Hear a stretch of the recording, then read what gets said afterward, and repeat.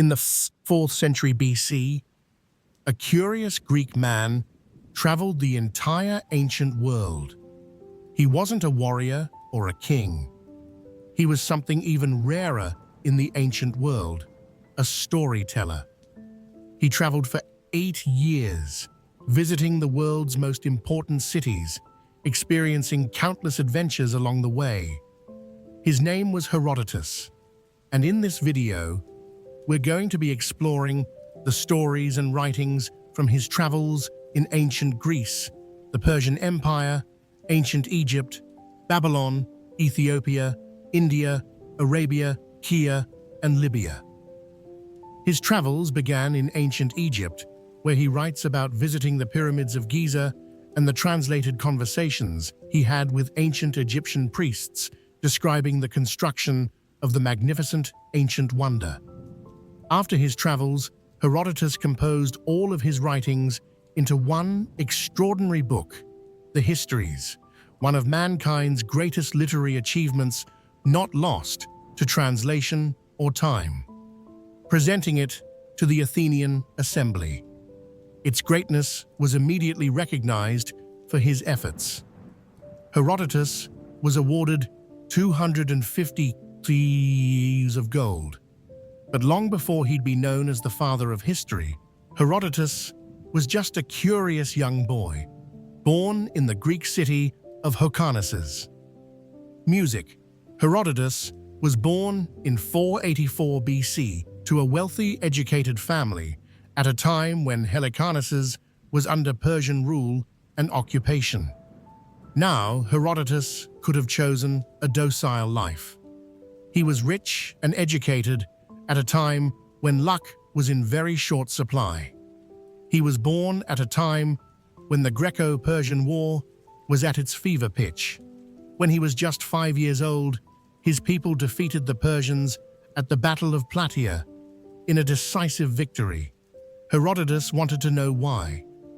Why was there so much conflict between the Greeks and non-Greek? Could he, Herodotus, trace these wars to their very beginning? And could he do that from the comfort of his hometown, Hyrcanus? Of course not. So Herodotus stepped out away from Hyrcanus and into the world. First to Susa, then to Babylon. Music. Why is there so much conflict between the Greeks and non-Greeks? When Herodotus journeyed to Susa, the winter capital of the Achaemenid Empire, he met Persians there and asked them this question. In response, they traced the conflict back to the Phoenicians to a time before the Trojan War.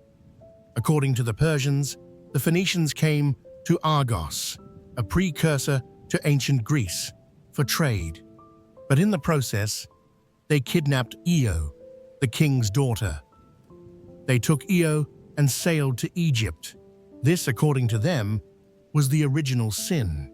So, at a later time, the Greeks returned the favor by landing in Tyre on the Phoenician coast and kidnapping Europa, the daughter of the Phoenician king. This was an act of retaliation.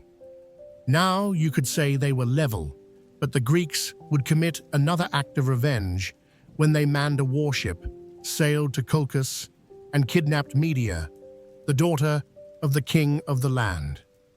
Colchis was not Phoenician, but they were non-Greek, and that was all that mattered. So when the king of the land sent a messenger to Greece demanding both the return of his daughter and reparations for the wrong done to him and his people, the Greeks basically told him to leave while reminding him of the original crime the Phoenicians had committed. According to the Persians, the tally stood 2-1 in favor of the Greek. It was unfair, but it would take another generation for the non-Greeks to level the score line. Their revenge came from Paris, son of Pum, when he stole Helen from Greece. The Greeks were furious, and they asked for reparations and Helen back. But Paris reminded them of the incident with Medea and asked them if it would be fair to return Helen when they refused the offer from a generation before. After this, the Greek raised a mighty army that sparked the Trojan War, killed Priam, his son Paris, and destroyed the city. This, the Persians said, was the reason why they regarded the Greeks as enemies. This was the root cause of the war. Now, if this were any other historian, the story would end here. But Herodotus set himself apart from other historians of his time and before by always asking why. This is how Herodotus discovered that the Phoenicians did not agree with the Persians' version of events. In fact, the Phoenicians believed that the women they supposedly kidnapped came willingly. To them, the original sin with Io wasn't a sin because she had slept with their captain, gotten pregnant, and eloped with them so the whole affair wouldn't be discovered at home. But even this account wasn't enough for Herodotus. He wasn't convinced. So, he proposed an alternate theory set in a time more recent to his. It was another explanation for the root cause of the hostilities. According to Herodotus, Croesus, king of Lydia, was the first non-Greek to encroach on Greek freedom. Music. Croesus was the last king of the Mnad dynasty, the ruler of the ancient kingdom of Lydia from 585 BC to 546 BC. At the peak of his reign, he was considered by many to be the richest man on earth. But before Herodotus told the story of Croesus, he spoke of a predecessor, a king named Catullus, whose reign preceded Croesus by generations and whose downfall was directly connected to Croesus' eventual downfall. Catullus reigned over the kingdom of Lydia more than 100 years before Croesus, and he was the last king of the Heraclid dynasty. Catullus had a guard named the Jai, whom he loved and trusted so much that he discussed everything with him, including deeply sensitive matters. But the love of a king is like fire. Enough of it will keep you warm. Too much of it, and you'll find yourself consumed by its flames. G found himself in front of those flames when Catullus insisted on proving to Jais how beautiful his wife, the queen, was.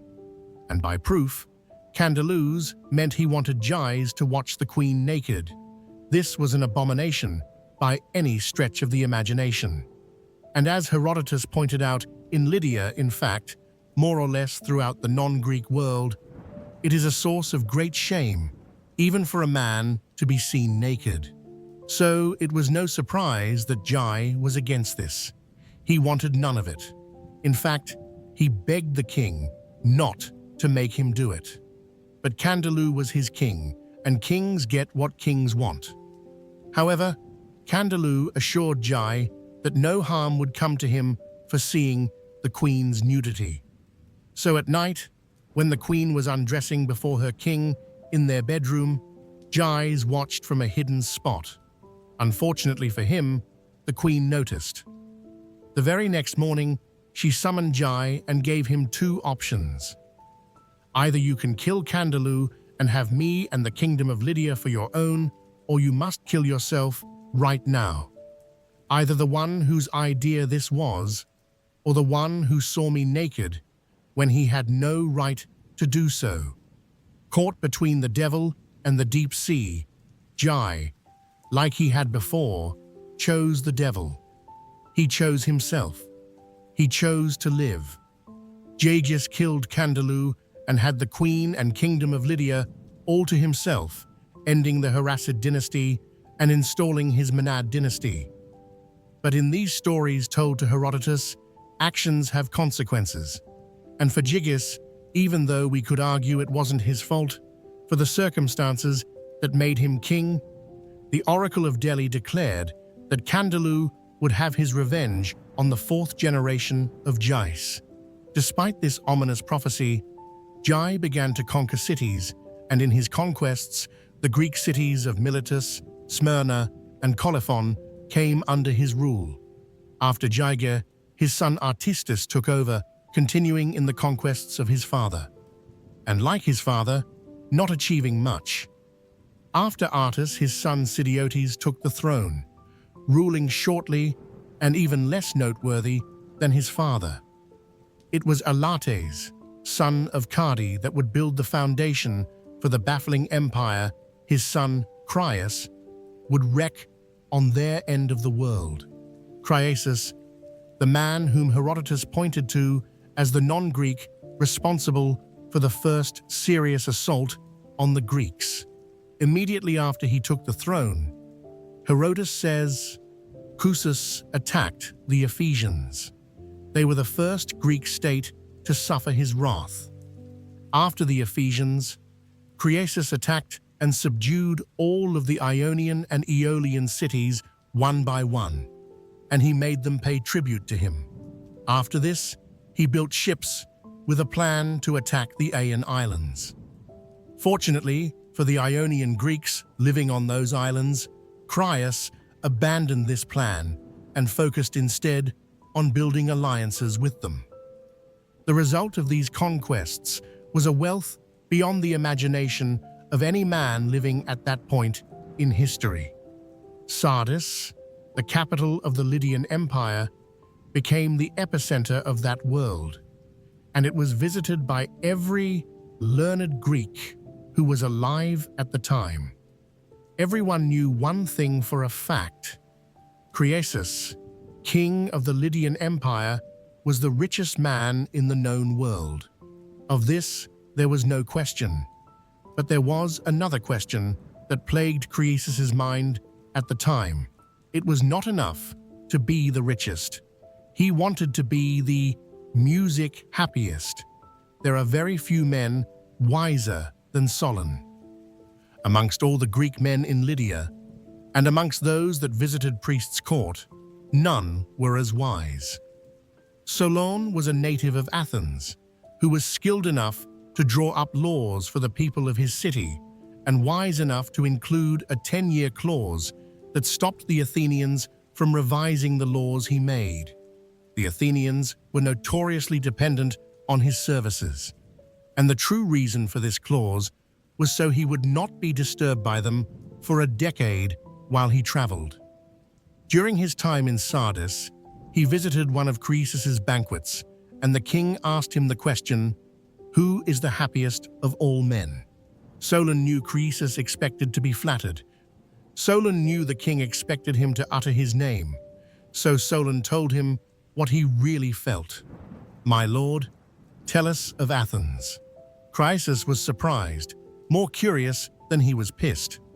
So he asked Solon, "What makes you think Tellus is the happiest man?" Solana responded by giving him 2 reasons why Tellus was happiest of all men. In the first place, while living in a prosperous state, Tellus had sons who were fine, upstanding men, and he lived to see them all have children, all of whom survived. In the second place, his death came at a time when he had a good income by our standards, and it was a glorious death. You see, in a battle at Alesis between Athens and her neighbors, he stepped into the breach and made the enemy turn tail and flee. He died, but his death was splendid, and the Athenians awarded him a public funeral on the spot where he fell and greatly honored him. Croesus was impressed by this answer and accepted it, but he missed the message Solon was trying to pass across, because his next question to Solon was, "Who is the second happiest person of all men?" Again, knowing that Croesus was expecting to hear his name, Solon replied instead with 2 names, twin brothers from Argos named Cleovis and Bon. These Argive twins were blessed with amazing physical strength and were rich. One day, during a festival of Hera at Argos, their mother urgently needed to be taken to the sanctuary on her cart, but the oxen was missing. So, the brothers strapped themselves to the yoke and pulled the cart with their mother riding on it. The distance to the temple was 4 mi. When they arrived, the people of Argos praised the twins, and they praised their mother even more for being lucky to birth such noble men. Overcome with joy, their mother prayed to her goddess. She prayed that in return for the great honor her children, Clevis and Bon, had brought her, the goddess should give them whatever was best for a human being to have. That very night, her sons died, and the archives built a statue to their name. Croesus was far from pleased with this answer. He was certain that Solon was messing with him. But Solon explained in plain terms that no man alive could be called the happiest man until he had died. Solon acknowledged that Croesus was wealthy and happy now, but he went on to explain that unless good fortune attends him and sees to it that when he dies well and with all his advantages intact, Croesus cannot be truly called the happiest man. Croesus wasn't convinced. He hated Solon. But Croesus didn't need to be convinced. He would learn Solon's lesson very quickly. After Solon left, Croesus had a dream. In that dream, he saw one of his sons dying from a wound caused by an iron spearhead. Now, Croesus had two sons. One was deaf and dumb, and the other, Otis, was one of the most outstanding men of his generation, a commander of his father's army, and the heir to his throne. Croesus had divined for a cure from the Oracle of Delhi about his deaf-mute son. But the response he got from the oracle was, "Croesus of Lydia, ruler of many, you are being very foolish. You should not desire to hear in your home the sound you have long prayed for of your son speaking. It is far better for you not to, for you will hear it first on a day of misfortune." Croesus didn't need an oracle to decide which son to protect. Croesus immediately found a wife for Otis, withdrew him from the army, and removed all javelins, spears, and similar weapons of war away from his son. Otis hated this, but Croesus couldn't care less. While Croesus was preparing for a son's marriage, a strange man named Adrastus arrived in Sardis. He wasn't Lydian, but Phrygian, and from a royal family. However, he had blood on his hands, the blood of his brother, whom he mistakenly killed in an accident. In accordance with local custom, he sought purification, and Cepheus graciously purified him. Cepheus also invited him to dwell in his court as a friend of the family, encouraging him to let go of his past and accept a new life as a Lydian. Adrastus accepted. Shortly after this, a boar began disturbing the locals, destroying their crops. So they ran to Croesus, begging him to send his son, Otis, and his finest men to kill the boar. Croesus agreed to send his finest men, but Otis was going nowhere. It was at this point that Otis protested against his father, demanding to know why he was being treated like a child. Croesus responded by telling him about the dream, and after he was done, Otis understood and responded saying that there was no way a boar would kill him with an iron spearhead, because if the apparition had told you that a tusk or something like that was going to cause my death, then of course you should have taken these precautions. But in fact, it was a spear, so since it's not men we're going up against, please let me go. Odysseus's argument was convincing enough to let Cus go, but he urged Adrastus the Phrygian to follow him. Croesus instructed Adrastus to be his son's bodyguard and ensure no bandits ambushed him on the road. He was to keep Otis safe at all costs. Adrastus was reluctant, but he ultimately agreed. Later on, when Adrastus and the elite young fighting men found the boar, they began throwing their spears at it. Then, Adrastus threw his spear, missed it, and hit Croesus's son. Otis died on the spot, fulfilling the prophecy of Croesus's dream. Croesus was devastated by the news, and more devastated that he had taken his son's killer into his home. Eventually, he forgave Adraus because he recognized that the man was just a tool of the fates. Then, Crius gave his son a quiet burial. Meanwhile, Adrastus was wrecked by grief and guilt. He couldn't bring himself to approach Cus. So that night, after the burial of Otis, he took his own life. Croesus's fortune had turned to misfortune. For the next 2 years, the Lydian king grieved the loss of his son. 2 years was enough, because when word got to Cus that a Persian king named Cyrus had overthrown his grandfather Oges, taking the throne to the Median Empire, an empire that was stretched from the east, the Parthians, to the Lydian frontiers in the west. Croesus knew his kingdom was next. He knew that he had to attack first. But before that, he needed foresight. He consulted the Oracle of Delhi, asking if he would succeed in a war against the Persians. The oracle's response was ambiguous.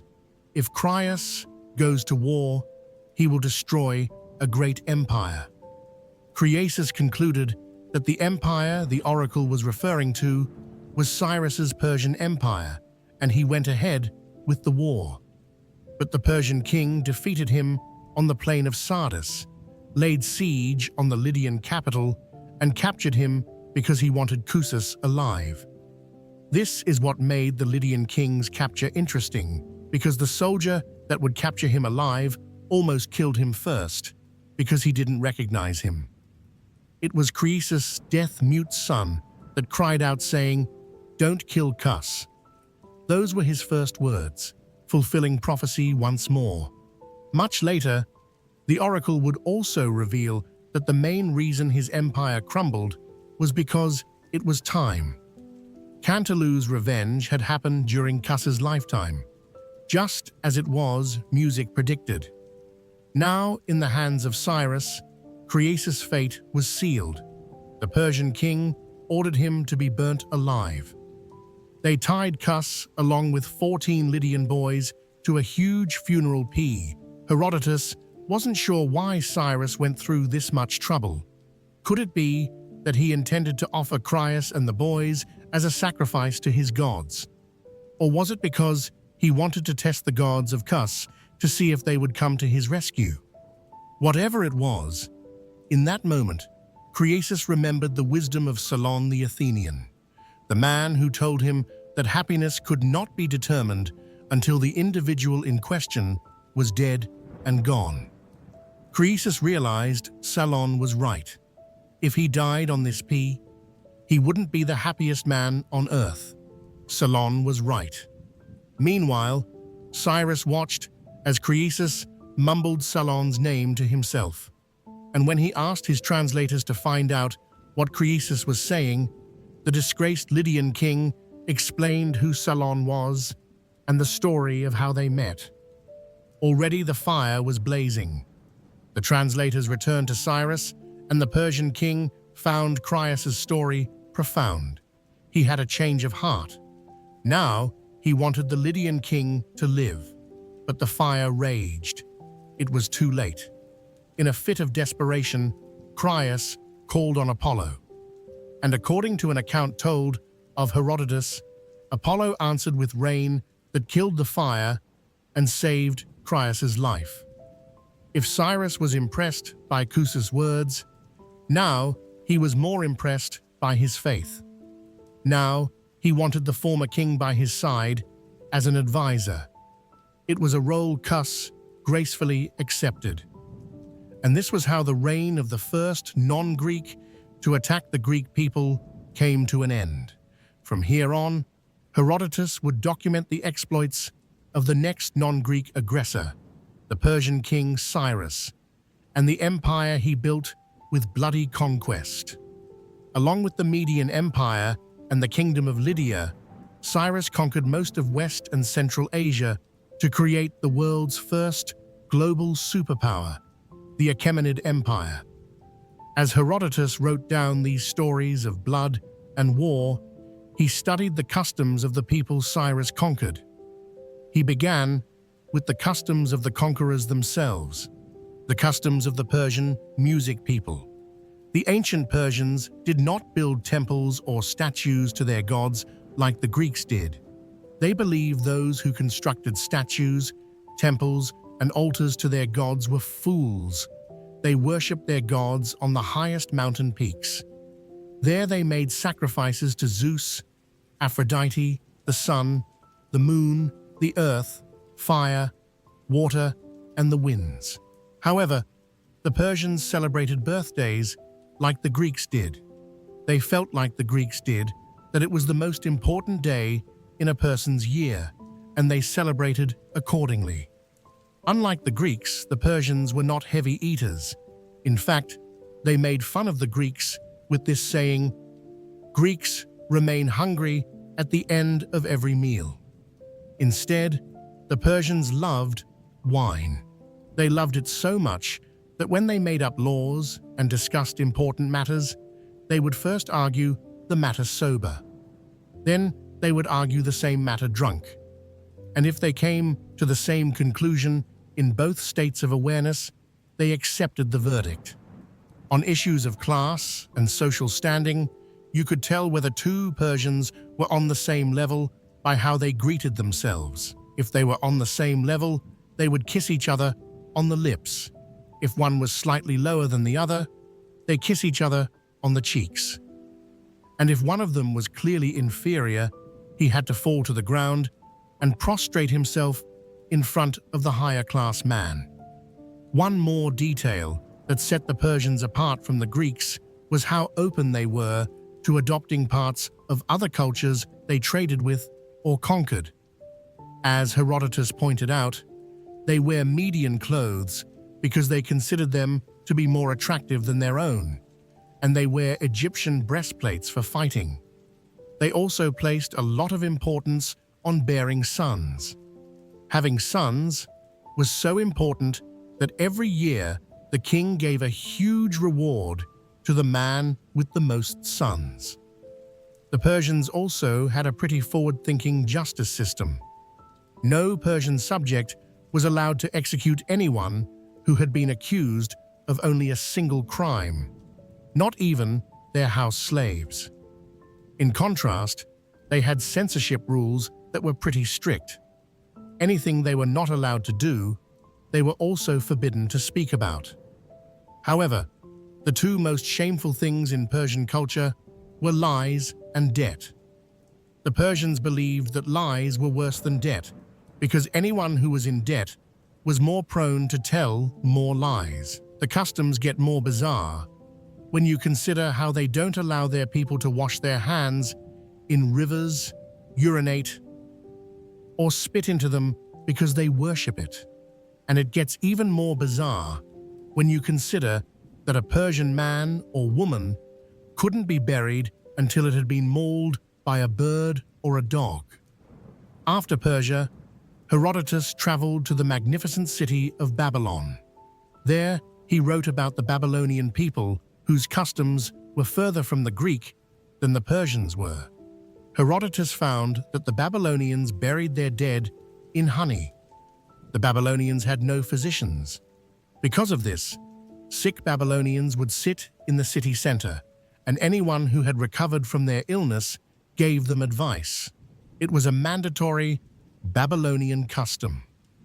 Herodotus also found 3 tribes amongst the Babylonians that ate nothing but fish, and they were quite creative with it. After catching the fish and letting them dry in the sun, they would toss them into salty water, then mish them with tools and filter out the bits through cloth. After that, they either mixed them into a soft dough-like cake or baked it like bread. The Babylonians might have had unusual customs, but their city was as unusual as it was utterly magnificent. Herodotus described Babylon as a majestic city that sat on a vast square expanse with a circumference of 60 mi. It was surrounded by a deep moat and formidable walls. It was also divided by the Euphrates River and had a second inner wall where houses were 3 to 4 stories high. The city also had impenetrable brass gates. This was the city Herodotus says Cyrus wanted to conquer, and to raise the stakes, the Babylonians were expecting him. So they locked up their gates, stocked up food and supplies behind their walls, awaiting the Persian king's siege. Their plan was simple: to exhaust and outlast him.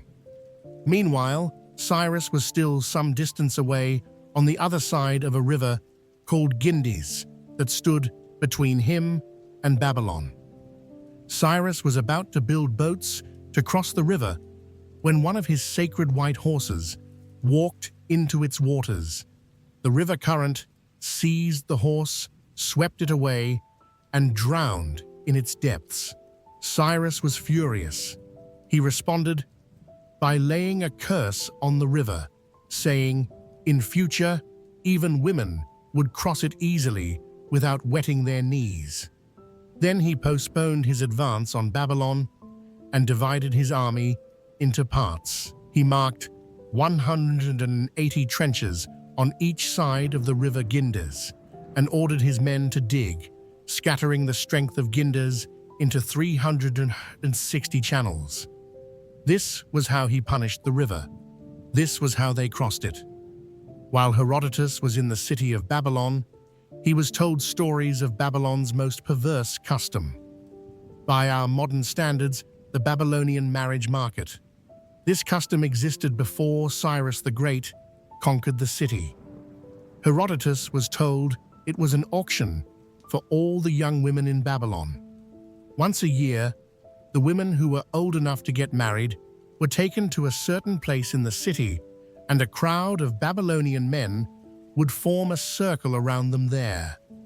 An auctioneer would get each of the women to stand up one by one, and he would put her up for sale.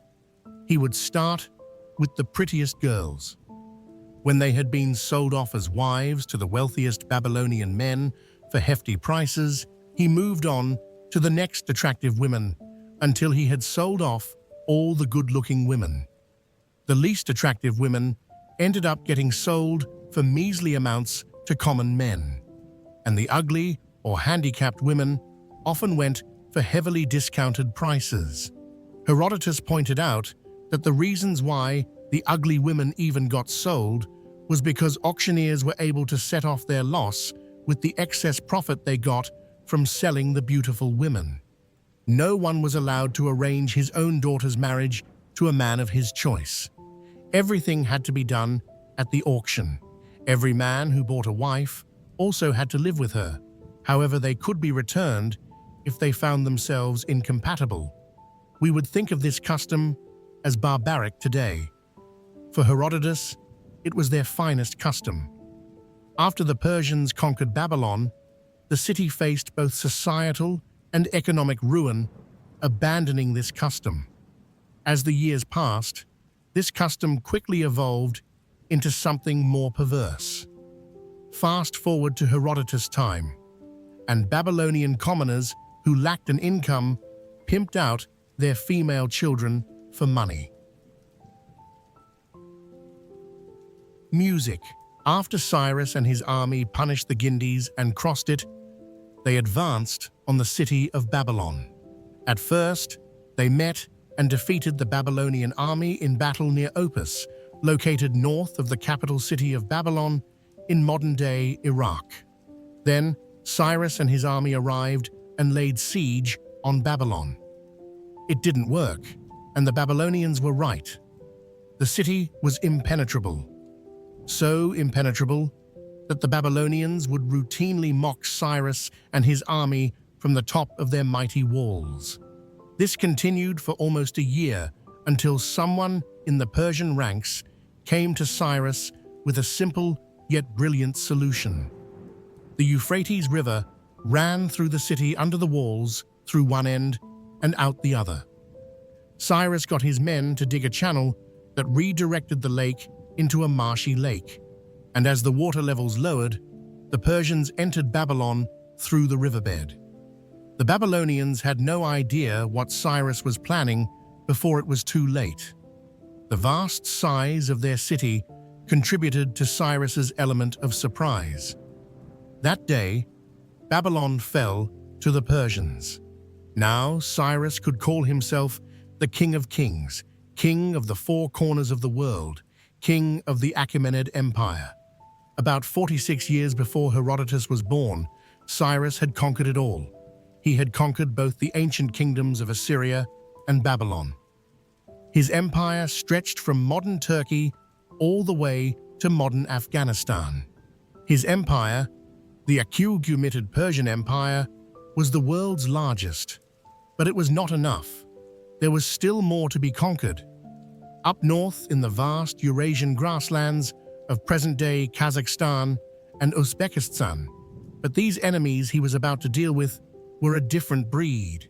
The Massageti were a large tribe, the wandering type, but they were terribly fierce on the battlefield. They drank milk from their female horses, and their men had sex with any women they wanted within their tribe. This was their way. When a tribe member grew too old to care for, his relatives got together and sacrificially killed him along with his livestock. Then they took the flesh, combined it, cooked it, and feasted. The Massagetans did not farm. They got their food from the abundant cattle and fish along and in the Araxes River. The only god they worshipped was the sun, and they offered him horses as sacrifice. They did this because they believed the only fitting sacrifice for their god was the fastest creature on earth. Herodotus noted that they resembled the Scythians in both their clothing and lifestyle. Scythians was a broad term used for Indo-Eurasians that lived within that region. There was no doubt that the Massagetans were a tribe different from any of the tribes the King of Kings had brought under his rule. They were a different breed, and yet these were the people that Cyrus was eager to bring under his rule. Music. At the time, the Massageti was ruled by a widowed king named Tomerus. Cyrus sent a message to her asking for her hand in marriage. But Tomerus could see the trickery for what it was. Cyrus wasn't asking her to be his queen. He was looking for an excuse to subjugate her people without conflict. So she declined his request. That was all the excuse that Cyrus needed. He immediately began his campaign against the Massageti, but he first sought the counsel of his advisors. Croesus was still alive, and he was still Cyrus's most trusted advisor. The former Lydian king advised Cyrus to set a trap for the Massageti army. They crossed into Massagetan's territory and left a small force of Persians as bait, along with a banquet of food and wine. The Massageti army, led by Tomerus's son Sparapaces, met the Persians in battle. They defeated the Persians they found and began feasting on their food and wine. Before the Persians, the Massagetans had never taken wine. They were not used to the effects of alcohol. So, Sparapaces and the Massagetan army quickly became drunk. Croesus's plan worked. Cyrus and his main army made quick work of the drunk Massageti and captured Sparapaces, Tomerus's son. Cyrus planned to use him as a bargaining chip to get Tomerus to surrender. But when Tomerus heard what had happened, she was enraged. In a fit of maddening rage, she sent a strongly worded letter to the King of Kings, warning him, "You bloodthirsty man, Cyrus, you use the fruit of the vine to overcome my son, rather than conquering him by force in battle. Now, I am giving good advice. So listen carefully.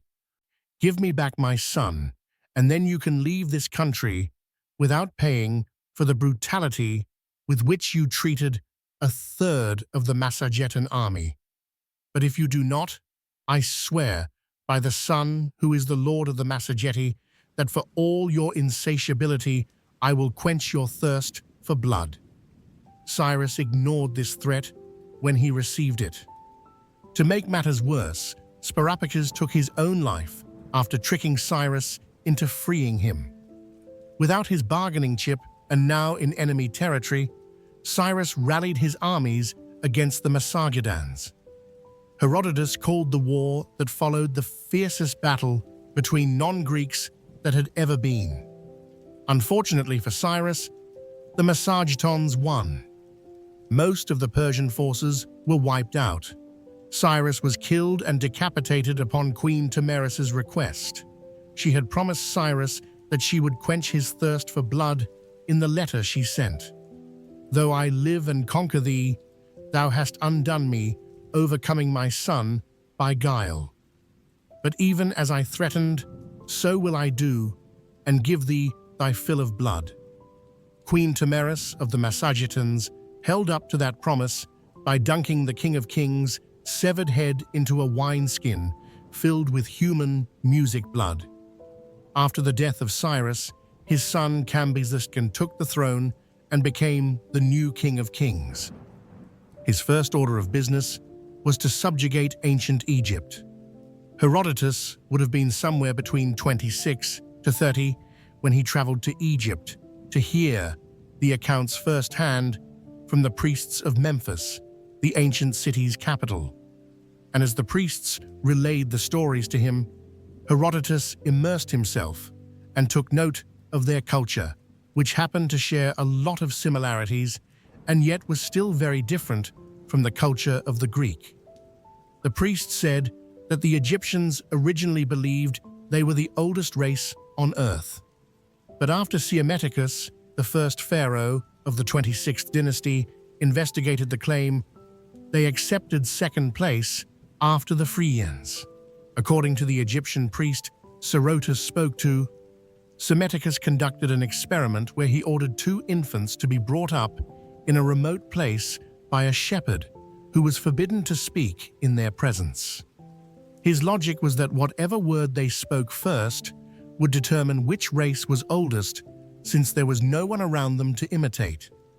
After 2 years, the children began to speak, and the word they repeated most often was bekos, which turned out to be the Phrygian word for bread. Since they had grown up in isolation and no one had spoken to them, Psammetichus concluded that the Phrygians were the oldest race, and all of Egypt, music agreed. The Egyptians were different from the Greeks in a lot of different things. Their culture was almost an inversion of the Greeks in some aspect.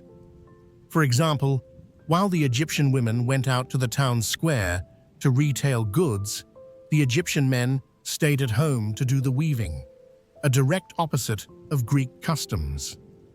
Herodotus also noted that Egyptian men carried loads on their heads, while women carried loads on their shoulders.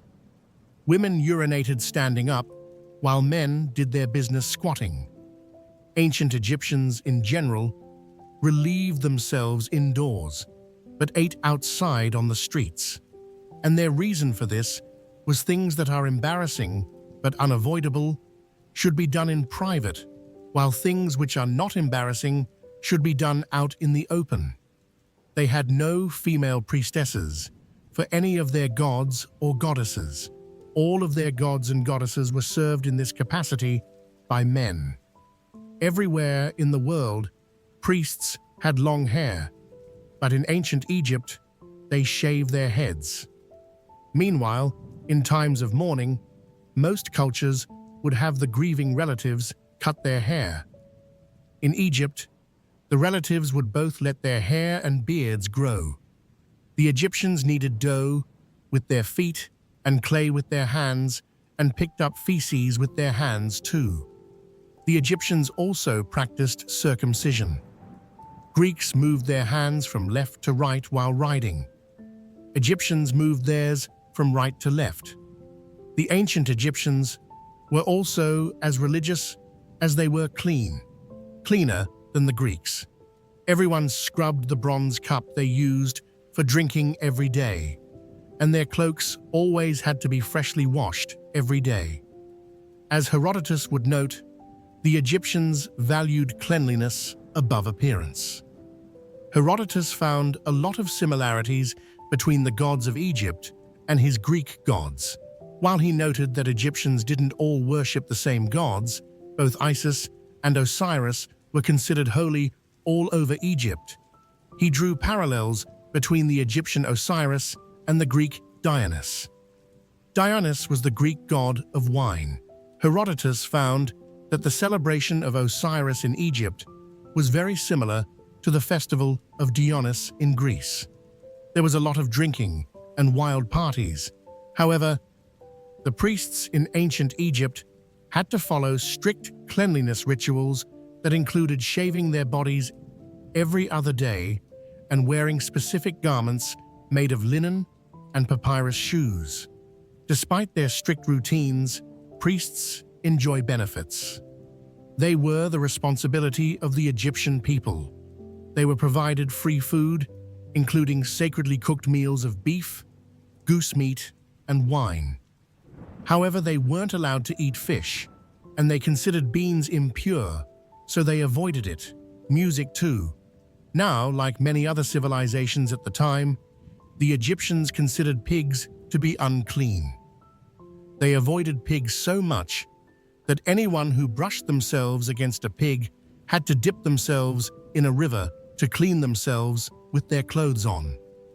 It was so bad that if you were unfortunate enough to be the daughter or son of a swineherd, no one that wasn't a swineherd would marry you. The only time pigs were allowed was during the worship of Osiris during the full moon. This was the only time Egyptians were allowed to touch, cut, and eat pigs. Only on that day and no day before or after. Goats and cats, on the other hand, were practically worshipped by the Egyptians. Egyptians did not sacrifice goats of either gender because they counted Pan as one of the 8 primordial gods of the Egyptian people, and Pan was portrayed with a goat's head and a he-goat's legs. The goat worship was so devout and so intense that Herodotus mentioned seeing a woman mate with a goat in public during his time there. Cats and dogs were also highly revered. If a cat died a natural death in a family's house, every member of that family would shave their eyebrows. And if a dog died, they would shave their whole bodies, head and all. If a house was burning, the owner would save their cat first before they bothered about their house. Cats were also mummified and buried after death in a sacred chamber. Dogs were also mummified, but they were buried beside their owner. The Egyptians were obsessed with the mummification process. Mongooses, shrews, hawks, bears, wolves, and crocodiles all got mummified after death. There were professional embalmers who specialized in this work. Herodotus described 3 types of mummification processes. In the first method, the embalmer would extract the brain by passing a hooked iron instrument through the corpse's nostrils, extracting part of the brain and liquefying the rest. Then they would cut open the side of the corpse, remove all the intestines, and clean out the cavity, rinsing it with palm wine and crushed spices. After this, they filled the corpse's belly with more perfume spices before sewing it back up. The next and final phase involved packing the corpse in natron, a drying agent that is still used to this day. The corpse was left to mummify for 70 days. After the 70 days was up, the whole of the mummy's body would then be wrapped in bandages made out of fine linen cloth, cut into sticky strips. The relatives would collect the corpse, make a hollow casket in the shape of a man, and enclose the corpse inside it. Once the corpse had been shut away inside the casket, they stored it upright against the wall of a burial chamber. The process was the most expensive and the best. Herodotus was deeply fascinated by the Nile River. He noticed that the Egyptians depended on the river to water their crops, while the Greeks depended on it for rain from the gods. The Egyptians found the Greek dependence on rain silly, noting that the Greek would starve the day the gods refused to give them rain. Herodotus agreed, but he also pointed out that the Egyptians would starve if the Nile dried up or didn't flood its banks. It was from this argument that Herodotus began to ask questions. Why did the Nile flood? And more importantly, where did the Nile come from? What was its source? The first question, why the Nile flooded, had already been answered by some Greeks before him, but Herodotus found the answers to be nonsensical. One of such answers claimed that the water of the Nile came from the melting snow caps from the mountains of Ethiopia that flowed into the rivers, causing a flood in the Nile. Today, we know that this answer is at least half right, but Herodotus felt it was wrong because he could not conceive the idea that there was snow in a region as hot as Africa. Instead, he favored a more backward-engineered approach. He believed that the north wind blew the sun through the sky up to Egypt in winter. The sun sucked up the waters that flooded over the Egyptian fields, and that is why the water of the Nile was low in winter. So, what about the source?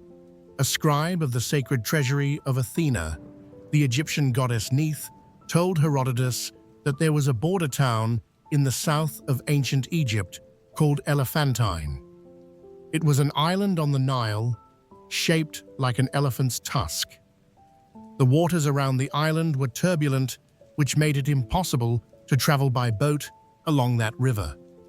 The scribe told Herodotus that the waters of the Nile flowed up from a bottomless pit, hidden below the swirling whirlpools at Elephantine.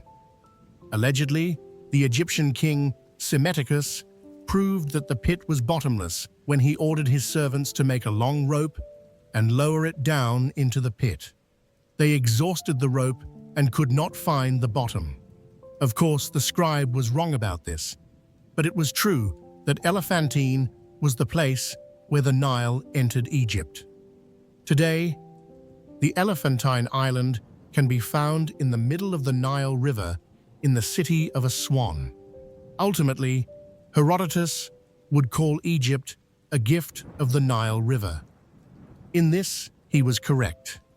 Without the Nile, there wouldn't have been an Egyptian civilization.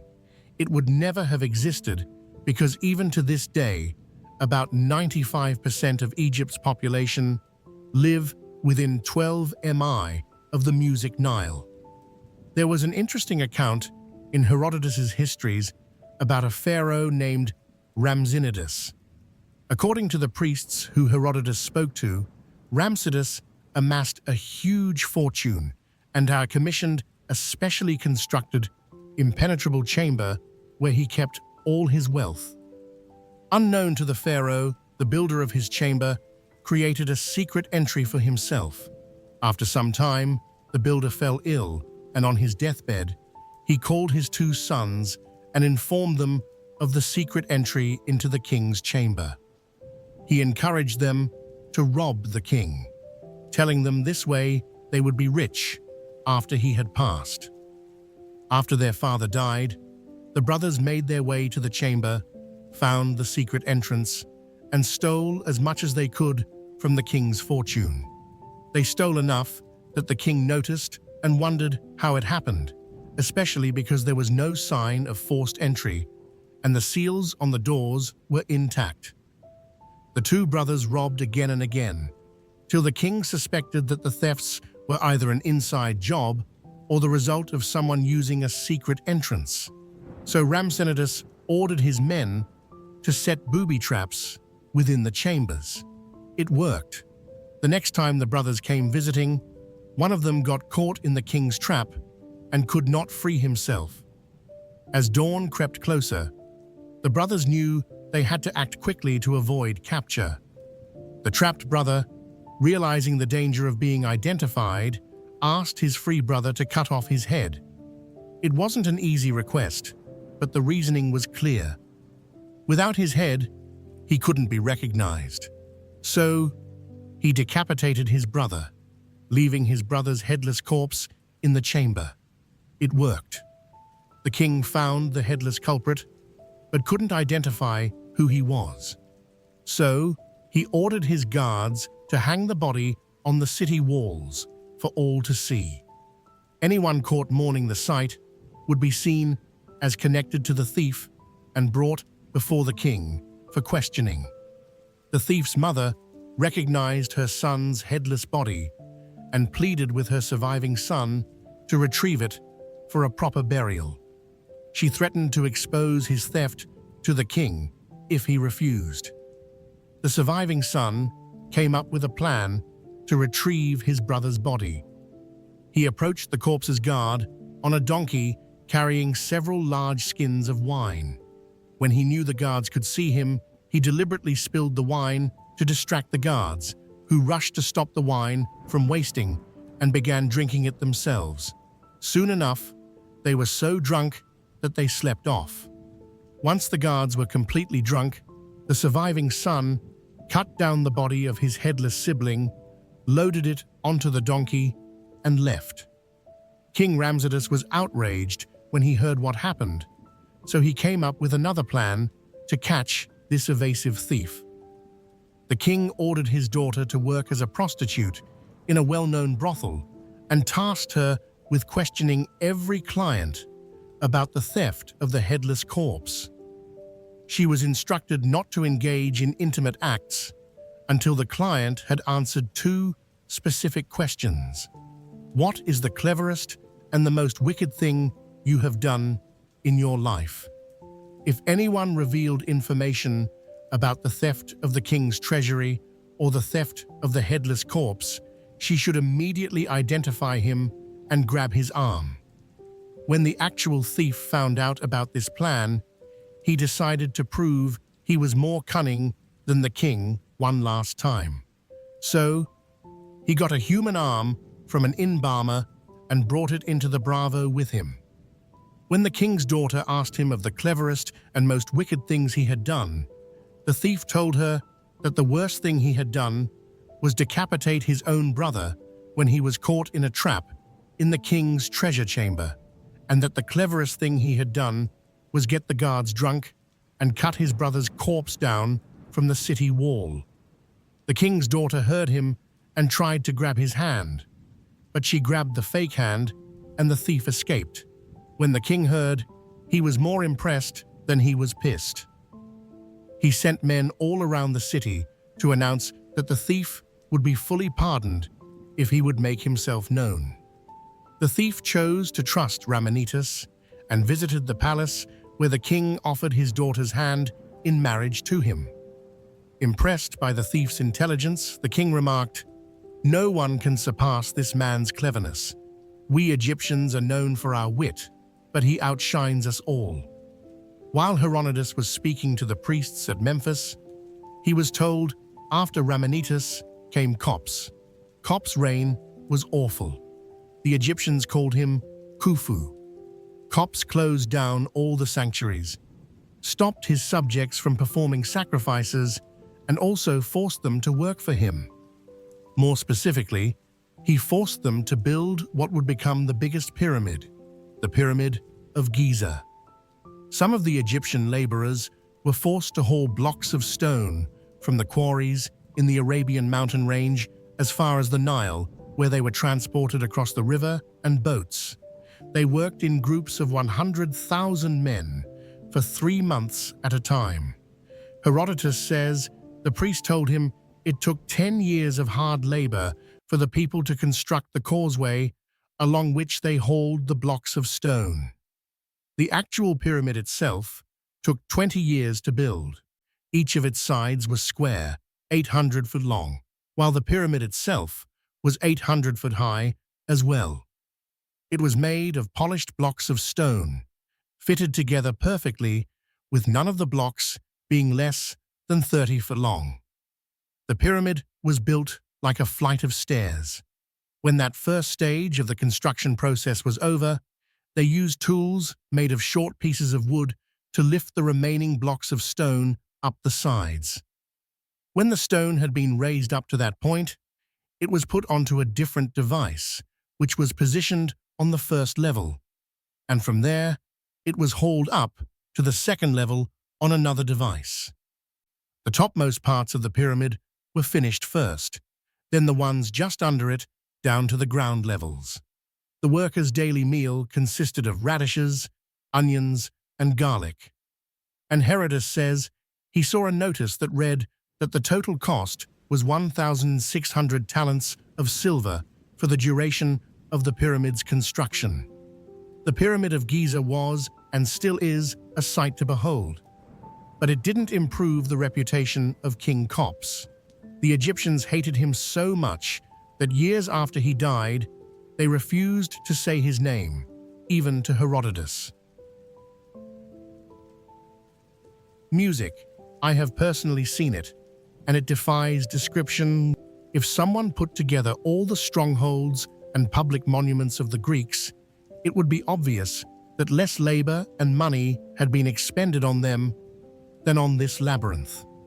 And I say this despite the fact that the temples in Ephesus and Samos are remarkable structures. This was how Herodotus described the magnificent labyrinth of Egypt, built in Crocodilopolis. The labyrinth had rooms on two levels, an underground level and a level that was above ground level sitting on top of it.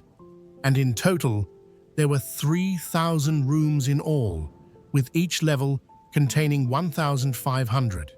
Herodotus says that he went through the ground-level rooms himself and saw them. However, the underground level was only described to him. The Egyptians in charge refused to show him the underground rooms because it was the tomb of the king who originally built the labyrinth. Herodotus described endless chambers, winding passages through courtyards so complicated that one turn would lead him to another chamber and into yet another courtyard different from the ones before. It was complex, massive, and breathtaking. But there was more. Herodotus says that the roof and walls of the entire structure were made of stone. He also noted that the walls had carvings of figures, and its culminated courtyards were made out of blocks fitted with white stones. There was a 240-foot pyramid at the end of the labyrinth. It had huge figures carved on its surface, and its entrance was built underground. The Lake of Moeris was another marvelous sight to behold. Herodotus noted that it was more marvelous than the labyrinth. He described it as an artificial lake that was 91 meters deep and 413 meters wide, making it as long as Egypt's coastline itself. The ancient pharaohs had gone to great lengths to turn it into a reservoir. However, what was even more fascinating were the two pyramids Herodotus claimed were built in the middle of the lake. They were huge structures that were 182 meters tall, rising 91 meters above the water. On top of each of these pyramids, there was a stone figure seated on a throne. While Herodotus was in Egypt, he was able to get an account of how the Persians had conquered the entire country, how Cambyses II conquered Egypt. Because after the wonders came the war, and Cambyses, son of Cyrus the Great, was now the king of kings. The pharaoh at the time was two, and in the several months that followed, he made two grave errors that led to the capture of Egypt. Amasis made his first mistake when he sent one of his eye doctors to serve on the Persian king's request. The doctor felt betrayed by his king and decided to take revenge. Second error was tricking the Persian king. The Egyptian doctor had urged Cambyses to ask us for his daughter's hand in marriage. He knew that Amycus would die before he gave his daughter to a Persian.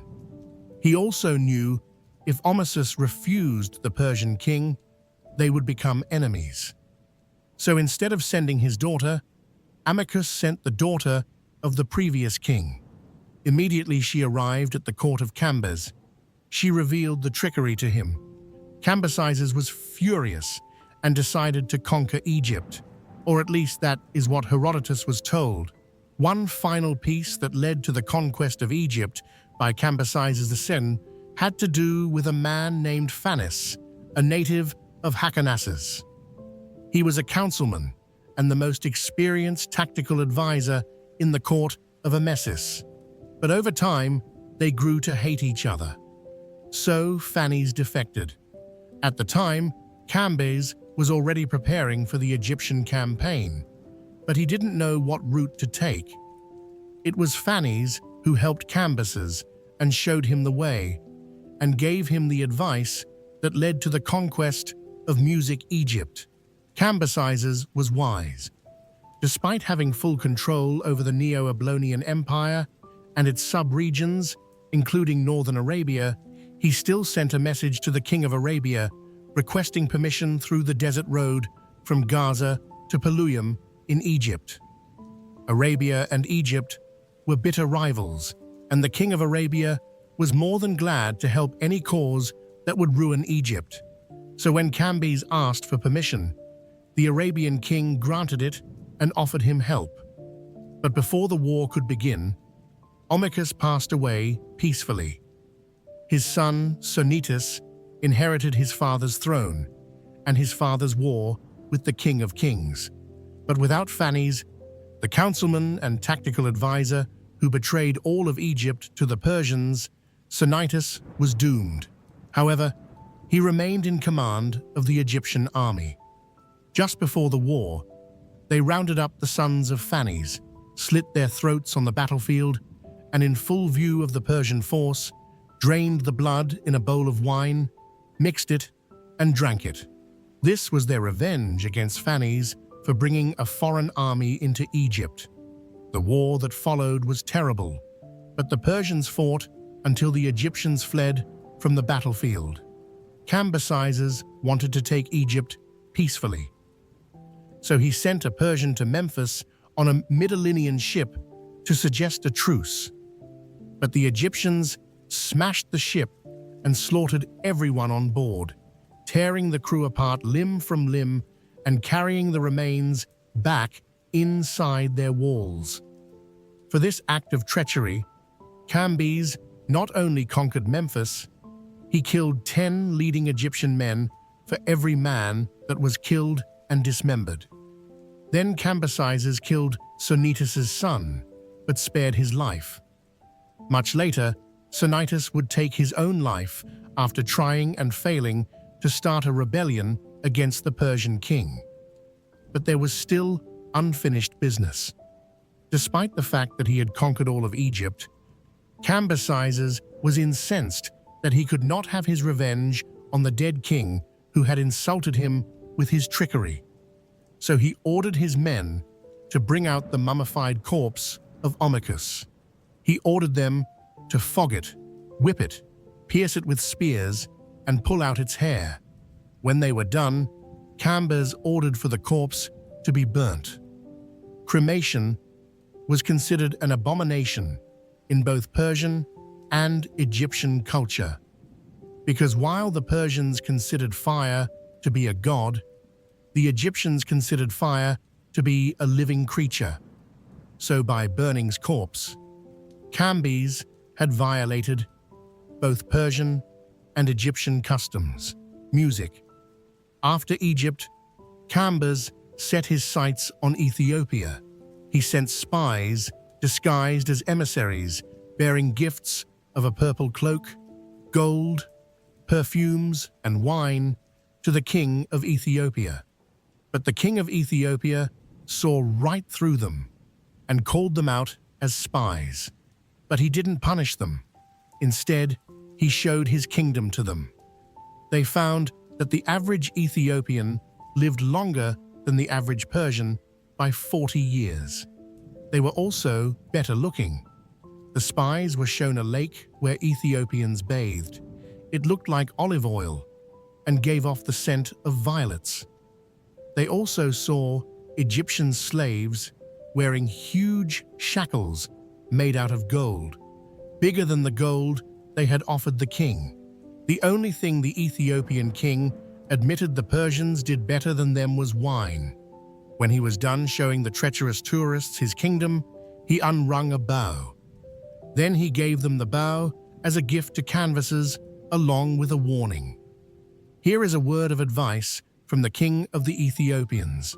When the Persians can draw bows of this size as easily as I do now, then he can march against the long-lived Ethiopians with an army that considerably outnumbers yours.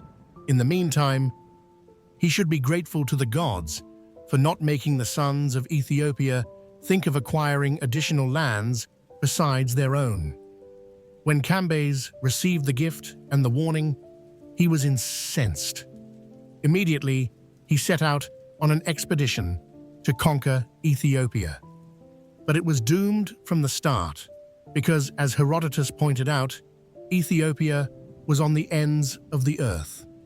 It was far enough that by the time they reached a fifth of the journey, his army ran out of food. Then they ran out of yoke animals because the men had eaten it all. Cambyses insisted on continuing because, according to him, there was still grass and plants to survive on. By the time they got to the desert, his men had resorted to cannibalism, and soon they began casting lots to choose 10 men among them for food. This was what made Cambyses give up on his Ethiopian campaign and return to Egypt. There was a tragic misunderstanding between Cambyses and the Egyptians. When he returned to Egypt after the failed conquest of Ethiopia, the Egyptians were feasting and dancing, celebrating the festival of Apis, bull god of fertility and the underworld. Cambyses was convinced they were mocking him, so he summoned the governors of Memphis and asked them why the Egyptians were celebrating. The governors told Cambyses about the festival of Apis. Cambyses accused them of lying and ordered their execution. Then he summoned the priests of Apis.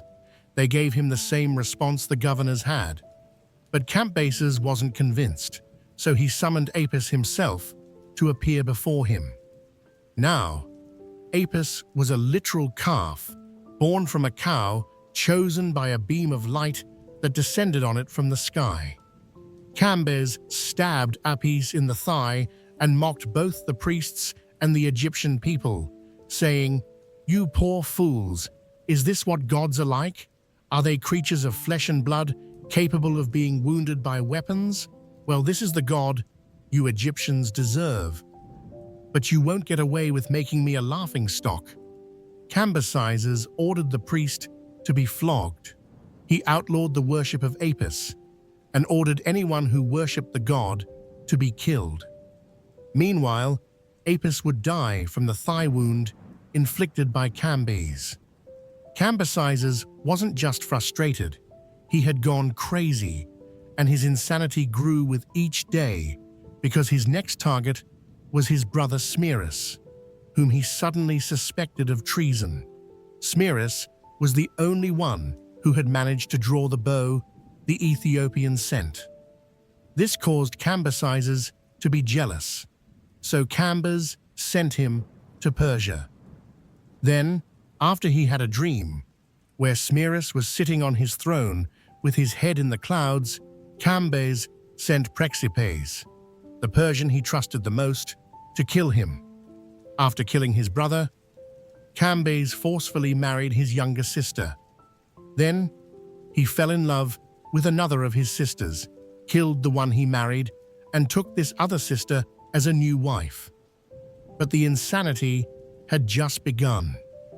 His Persian subjects had begun to gossip about his insanity and question his reign. So to prove how sane he was to Treachery and the Persian people, Cambyses shot an arrow into the heart of Treachery's son from his throne. His logic was, if he was truly insane, he wouldn't have made the music shot. As Cambyses turned into a mad king in Egypt, two Magi brothers, Pisces and Smyrus, rebelled against him in Persia. No one knew Cambyses had killed his brother. The Persian people didn't even know the Persian prince Smyris was dead. Only Cambyses and Praxipes were aware. Somehow the Magi brothers had found out when they noticed his absence, so they hatched a plan. One of the Magi brothers, Smyris, resembled and shared his name with the deceased prince. Potys Atheus plotted to usurp the kingdom by tricking the Persian people into thinking his brother Smyris was Cambyses' younger brother. So messengers were sent to spread the message that the new ruler of Persia was Smyris, not Cambyses. When Cambyses heard this message, he thought Praxipes had betrayed him by sparing Smyris. But Praxip defended himself and insisted that he carried out the mission as ordered. Praxipes went to Persia to investigate the matter himself. There, he discovered the treachery of the Magi brothers and sent word back to Cambyses. It was at that moment that Cambyses remembered the dream he had. Smyris sitting on his throne with his head in the clouds. It wasn't his brother the dream was warning him about. It was the Magi. Cambyses realized he shouldn't have killed his brother, and this affected him deeply. So he decided to confront the Magi himself. In a tragic turn of events, while attempting to ride to Susa to face the Magi brothers, Gambas hurt himself in the thigh with his sword in the same spot he had previously wounded the Egyptian god Apis. It was a fatal wound, and he was sure he would die. So before his death, Cambyses confessed to the important Persians present, expressing regret for killing his own brother and warning them of the Magian threat. He urged them to reclaim power, encouraging them to use any means possible to regain control. But they didn't believe him because they thought it was the crazed rambling of a dying king. 20 days after the accident, Cambyses died childless, with no heir to his throne. Music. After the death of Cambyses, the Persians mourned their king's passing, but the Magus brothers had successfully tricked them into thinking the fake Smyris was the real brother of Cambyses, son of Cyrus. This fake Smyris continued to rule for 7 months and was very generous towards the Persian people, so they loved him. But the elites and ruling class of Persia were suspicious. Specifically, a nobleman named Otanis, whose daughter named Phedamia had married Cambyses and was now married to the fake Smyris the Magi as a result of his ascent to the throne.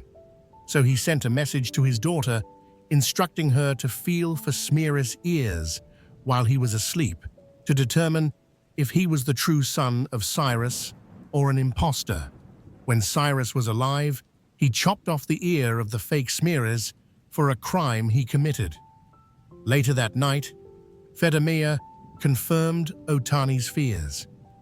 The Smyris on the throne was in fact the Magi brother.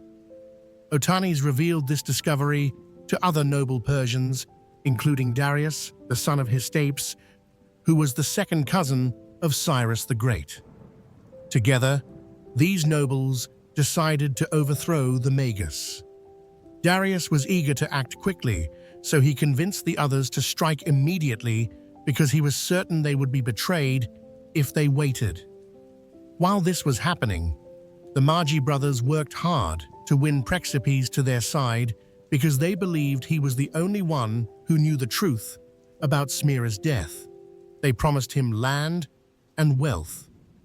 In return, Praxipes would announce to the Persian people that the fake Smyris was the legitimate king of kings. However, Praxipes used the opportunity to confess and reveal the Magi's deception to all of Persia. He explained to them how he helped Cambyses kill Smyris. Then he exposed the Magus on the throne as an impostor. When he was done, Praxipes took his life by throwing himself off a tower. The 6 noblemen, along with Darius, killed the Magus brothers, and they crowned Darius as the new king of the Amanid music empire. When Darius became king, he divided the kingdom into 20 districts. The Indian district specifically brought a tribute of gold dust to the Persian king, and Herodotus wrote about them. The Indians resided in the far eastern part of Asia and lived in diverse tribes with varying languages and lifestyles. Some of them were nomadic, while others lived in river marshes, wearing clothes made of plants. The Pota tribe, east of the Marsh Indians, had a custom of eating raw meat. They were also quite cannibalistic. If a member in their group, man or woman, got sick, their closest friends would kill them. They believed that if the sick person got worse, their flesh would spoil. Even if the sick person denied being ill, their friends would ignore their protests, kill them, and then have a feast. The same rule applied to women who fell sick. Her closest female friends would follow the same procedure. They also sacrificed and ate anyone who got old. However, an old tribe member was rare because most of them were actually killed before they got old. Surprisingly, there was another Indian tribe that refrained from killing. They also don't grow crops or build houses. Instead, they relied on naturally growing vegetable seed for sustenance. And if any of their tribe members fell ill, they went to a remote location to rest. No tribe member would check on them, even if they died on that spot. Now concerning the gold that the Indians had, it belonged to the Indians near the Kasparas and Poktakon territory north of the rest of the Indians. They had a reputation for their warlike nature and for their expeditions in search of gold in a sandy desert.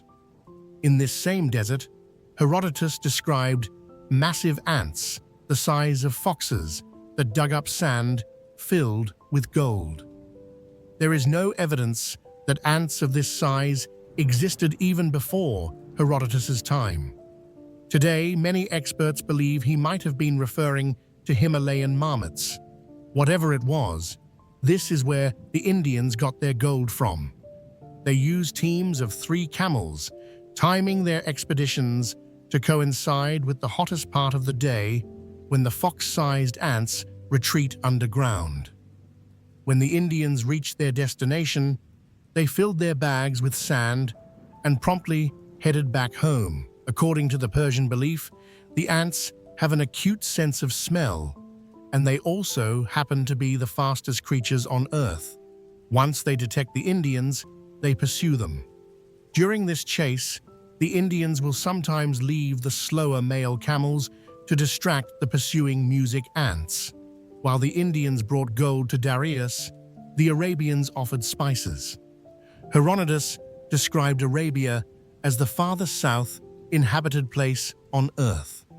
It is also the only place that produces frankincense, myrrh, cassia, cinnamon, and rock rose resin. All of these spices except myrrh were difficult to get, but the Arabians had their ways. The Arabians got frankincense from a specific tree that was guarded by lots of small spotted winged snakes. To get the spice from the tree, the Arabians had to burn thorax resin to ward off the snakes. Cassia could be found in a shallow lake surrounded by winged creatures resembling bats, which were hostile and made a frightful noise when spooked. Arabians got past the bat-like creatures by wrapping their entire bodies and faces, except for their eyes, in oxhide and other leathers. However, they had to also protect their eyes. The origin of cinnamon is uncertain, but some believe it grew where Dionysus was raised. Arabians claimed that large birds carried cinnamon sticks to their nests built on inaccessible cliffs. To obtain cinnamon, Arabians placed large pieces of dead yoke animals near the nests. The birds, unable to lift the heavy pieces, caused the nest to collapse, allowing Arabians to collect cinnamon from the ground. The final spice, rock resin, was found in the beard of he-goats. Although the location where it was found may have had an unpleasant odor, the resin itself was highly fragrant and used in various perfumes. During Herodotus's time, it was the most common incense burned by the music Arabians. A little after Darius became king of Persia, and a little less after he divided his vast kingdom into districts, he faced his first real test. It involved a nobleman who was one of the 6 rebels that killed the Magus brothers and made him king. His name was Inferanes. One of the privileges the 6 enjoyed was the ability to see the king without permission, except when he was having sex. One day, when Interphranes came visiting, he had a bloody altercation and mutilated the king's guard because they stopped him from seeing Darius. They told him the king was having sex.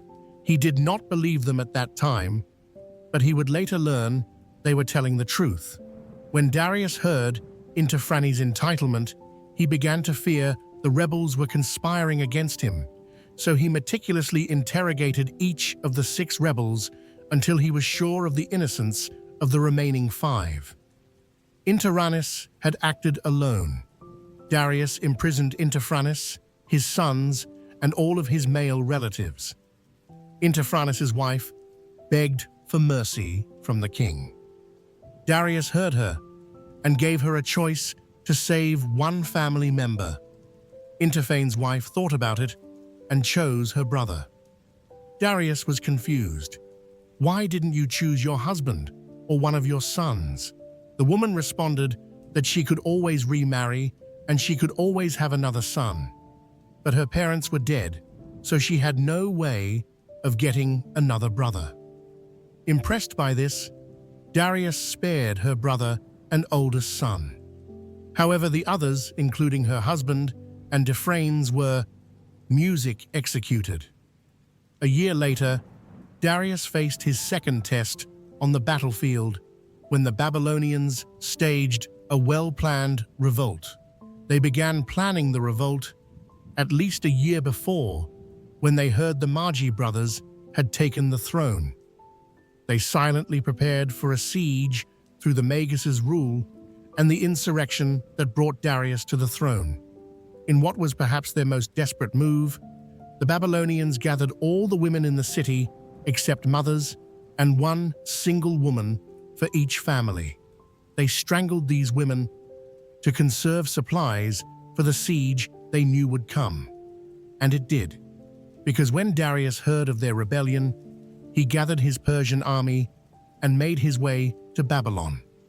He besieged Babylon for a year and a half, trying every trick in the book and borrowing some of Cyrus's methods, but nothing proved effective.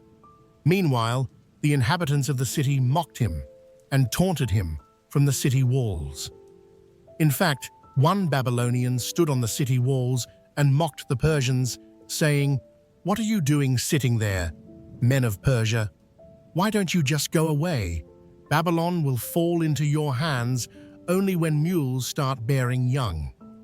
The Babylonian assumed this would never happen because mules were known to be music infertile. However, in the 20th month of the siege, a mule that belonged to Zopyrus gave birth. Zopyrus was the son of Megabis, one of the 6 noblemen that rebelled against the Magus brothers and brought Darius to the Persian throne. Convinced that this rare event signaled Babylon's fall, Zopyrus hatched a plan. He mutilated himself, cutting his nose and ears, and approached Darius. Darius was shocked and initially condemned the act until Zopyrus explained his plan. Zopyrus would approach the city wall of Babylon alone. He would tell the Babylonian that Darius was the one who mutilated his face, gain their trust, and convince them to give him command of the Babylonian army. After this first phase, all Darius had to do was deploy a few thousand troops to specific places for Zopyrus to destroy. This would make the Babylonians trust Zopyrus completely. When they were comfortable enough that Zopyrus was on their side, he would open the gates of Babylon from the inside, letting the Persian troops in and recapturing Babylon for the glory of Darius. The plan worked perfectly, like a finely tuned wheel. Zopyrus tricked the Babylonians, opened their gates for the Persian forces, and Babylon fell. Darius destroyed the walls of Babylon, executed 3,000 of their most prominent men, impaling them as a warning to others. However, he allowed the remaining Babylonians to continue living there. To replenish the population, Darius ordered people from nearby settlements to send women to Babylon. This resulted in 50,000 women moving into the city. Darius celebrated Zopyrus as a Persian hero, made him governor of Babylon, exempted him from taxes for the rest of his life, and lavished gifts on him. It is said that Darius often expressed the opinion that he would prefer to see Zopyrus without his injuries than gain 20 more Babylons. After conquering Babylon, Darius set his sights on Scythia, a nomad wandering tribe that believed they were the youngest people in the world because they descended from the offsprings of Heracles. Darius hated the Scythians because they invaded the Medians, his ancestors, and conquered those who opposed them in battle. They had also enslaved its people twice, and they had a habit of blinding all of their slaves. The first time they enslaved the Midi, they chased down the Crearans and were away from their homeland for 28 years. While they were away, the wives of the Shwians laid with their slaves and had children. The second time the Scythians enslaved the Medians was upon their return after 28 years of absence. They met resistance from the slaves and their children. When the returning Scythians tried and failed to reclaim their home, they came up with an alternative. A Scythian proposed using horsehips instead of weapons against the slaves. He felt the slaves were only bold because the Scythians were treating them as equals by fighting them with weapons. For some reason, this strategy worked. The slaves and their sons were confused and terrified by the horsewhips, so they scattered and the Scythians regained control over Asia. Sometime around 441 BC, Herodotus traveled to Scythia himself and wrote extensively about them, about their geography, their customs, and practices. Herodotus found similarities between the gods the Shwians and the Greeks worshipped. He felt they were mostly the same, just under different names. Hestia was their most important deity, followed by Zeus and Earth, whom they considered to be Zeus's wife. However, unlike the Greek, they didn't create statues, altars, or temples for their gods, except Ares. Also, the Shwians did not use fires or libations when conducting sacrifices for their gods. The most common creatures used for sacrifice were horses. They were killed and cooked for meat by the Scythians. Since there were very few trees in Kea, the Scythians used the bones of sacrificial meat to cook. After cooking and before feasting on the meal, the worshippers would offer some of the meat and innards as first fruits to the gods by throwing them forward. In each province, there was a sanctuary constructed for Ares consisting of a large pile of sticks with a square platform on top. Every year, the Shwians added sticks to the platform.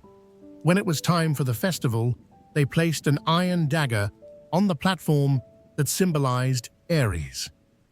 More domestic animals and horses were offered to the dagger than to any other god.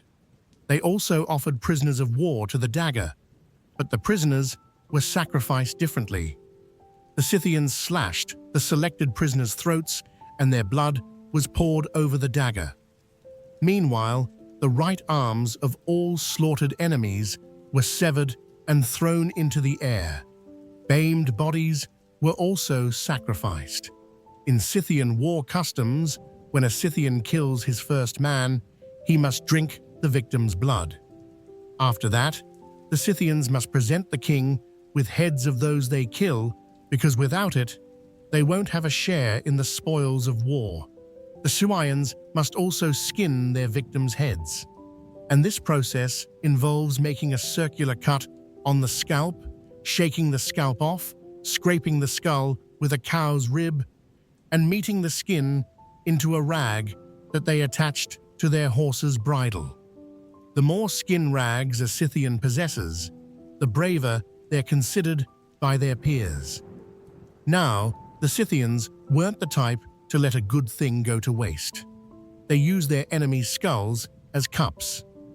And if a Quaian had a falling out with one of his relatives, they fought to the death in the presence of their king. The winner treated the loser's skull the same way he treated his enemies. And when he had important visitors, the Scythian would show them the skull and share the story of how it once belonged to their relative. This was how the Scythians defined music courage.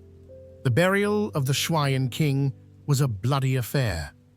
First, a huge square pit was dug.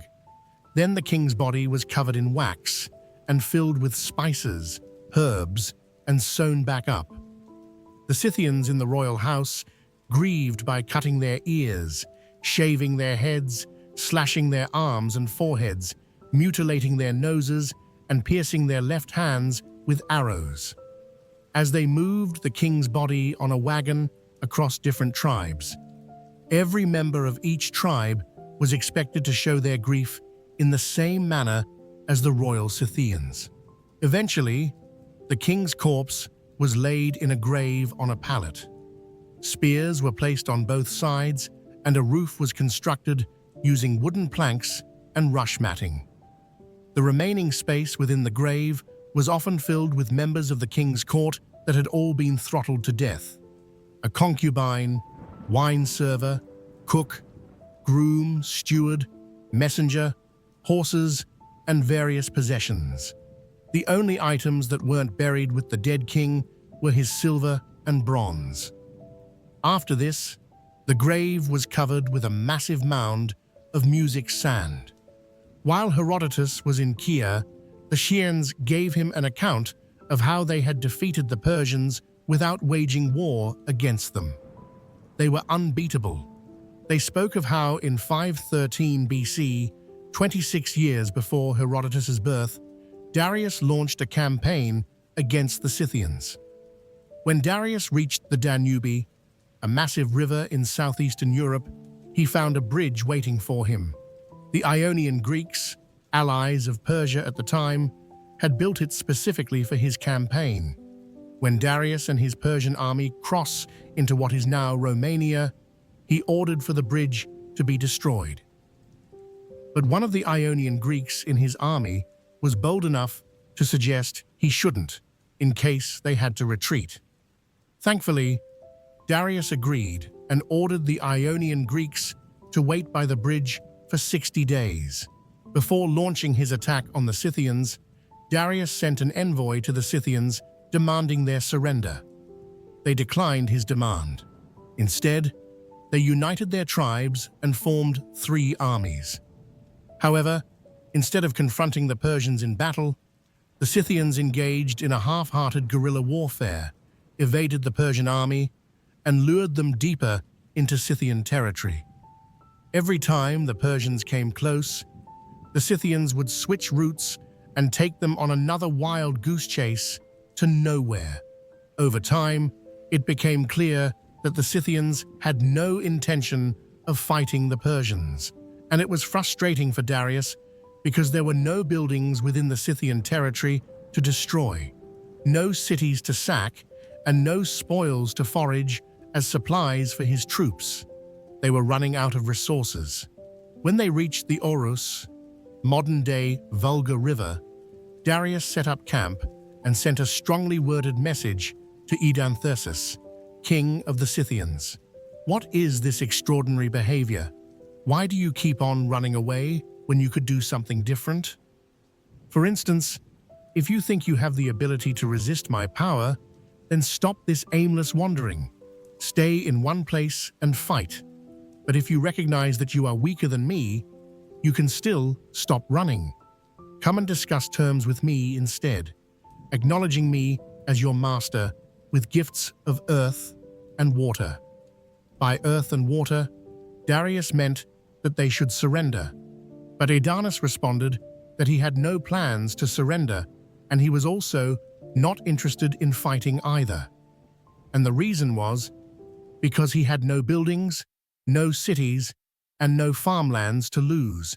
The only scenario where the Suians would engage the Persians was if they found the graves of their ancestors and desecrated it. Where the graves were, no Persian could say for certain. Eventually, Darius came to accept the fact that the Scythians weren't going to fight, and they actually planned to wait till the Persians had run out of supplies so that they could win the battle easily. So Darius gave up on the war and began to make his way back to the bridge through Scythian territory. Meanwhile, the 60 days were up, and the Scythians had actually gone ahead of the Persians to speak to the Greeks at the bridge. They tried to convince the Greeks to destroy the bridge and free themselves from Persian rule. The Greeks deliberated what to do between themselves and eventually agreed to follow the advice of his of Midas, who was against destroying the bridge. Instead, they pretended to destroy parts of the bridge that the Suians could see, while encouraging them to return to finish off the Persians. The Scythians believed them and left. Fortunately for Darius and his men, the Scythians didn't find them before they reached the bridge. The Ionian Greeks were there to help Darius, and the army crossed the Danube to safety. But the Scythians never forgot the Greeks' trickery, and they never forgave them. They even had an insult for them. The Greeks make the worst and most cowardly free people in the world. But if they were to think of them as slaves, no master could hope to find more loyal and submissive music captives. Before the King of Kings tried and failed to conquer Kir, his conquest had brought parts of Libya under his control. Herodotus traveled to and saw these parts in 440 BC. He would have been 44 years old at the time. He wrote of the first Libyan groups to emerge from Egypt. They were called the Otomokash, and they followed Egyptian customs, but wore Libyan attire. During their marriage ceremonies, their young women would parade themselves before their king, and the one the king liked the most slept with him that night. Their territory spanned from Egypt to a bay named Pinus. But if you continued westward, you'd find another Libyan tribe, the Machis, who lived around Lake Tritinus, and next to the Machis were the Ai. They also lived around Lake Tritonus like the Mockles, but the river Triton divided the two tribes. While the Mockles grew their hair long at the back, the Ai did the same, but at the front. The Ai celebrated a festival to the glory of Athena once a year, where the unmarried young female tribe members would divide into two groups and fight one another with sticks and stones. This is how they fulfilled their ancestral duties to their native goddesses, the one the Greeks called Athena. They believed the women who died of their wounds after the fight were not true virgins. However, before they let them fight, the prettiest of the young women would be dressed in a Corinthian helmet and Greek armor, mounted on a chariot, and paraded around the lake Tritonus. The Aussie led a very promiscuous lifestyle. Rather than forming couples or getting married, they had sex freely with whoever they wanted within the tribe. If a female tribe member got pregnant and gave birth to a child, all the male tribe members would gather on the baby's third month. And the man that the child resembled the most was considered the father. West of the Trident River and next to the Ai was a Libyan tribe called the Maxis, who cultivated the land and owned houses. They shaved their hair off the left side of their heads, but would let it grow long on the right side. They also smeared ochre on their bodies. Their land teemed with exotic wildlife. According to what the Libyans told Herodotus, there were enormous snakes, lions, elephants, bears, asps, donkeys with horns, dew-headed creatures, headless creatures with eyes in their chests, wild men and wild women. Now, the successful conquest of Libya would not have been possible if the Persians didn't have a man named Miobasus. Miobasus was King Darius's most respected general during the Persian king's fruitless Swayan campaign. It was Miobasus who led his vast army. After their retreat, after they crossed the bridge at Danube with the help of Astyages of Miletus and his Ionian Greek comrades, Darius decided to return to Sardis, capital of Lydia. But before he returned, he left Miobasus a mandate. The general should stay back in Europe as commander-in-chief of an army of 80,000 men. The mission was simple: subjugate the Greek cities in Hellespont. In the months that followed, this is exactly what the general did. First, Miobasus conquered the brave Parthians. Then he marched through Thrace, bringing every settlement and tribe living there under the Persian king's rule. When Darius got to Sardis, he summoned Histius of Miletus and rewarded him for his role in keeping the bridge up at Danube. In the years after, Histius would become one of his most trusted advisors. After the victory over the Parthians, Miobasus dispatched a delegation of 7 prominent Persians to Macedonia. Their mission was to demand earth and water for King Darius. They wanted Macedonia to surrender. When they arrived at Macedonia, the king Aintus granted them what they wanted and afterwards hosted a banquet for them. When the Persians were well fed and drunk, they scolded the Macedonian king for not offering them concubines and wives in accordance with Persian customs. Now, this was against Macedonian customs. Women weren't allowed to sit with men at the dinner tables. However, Amnantus agreed because he'd already offered earth and water to Darius. Women were provided for the drunk Persians, and they immediately began touching the women inappropriately. King Amnantus was maddened, but refused to intervene. However, his son Alexander had other plans. He urged his father to go to bed and offered to attend to the Persians himself. Amyntas could sense Alexander had an ulterior motive, so he warned him against causing any trouble that would bring the wrath of Darius on Macedon. But Alexander ignored his father's advice and suggested letting the women bathe before offering them as gifts to the Persians. When they agreed, Alexander switched the women with beardless Macedonian men disguised in women's clothing and armed with daggers. This time, when the Persians attempted to touch them, the disguised Macedonians stabbed them to death. To avoid Darius's rage, Alexander got rid of their bodies and kept their death a secret. Meanwhile, Miobasus had grown suspicious of Estus. Darius was too fond of the Greek.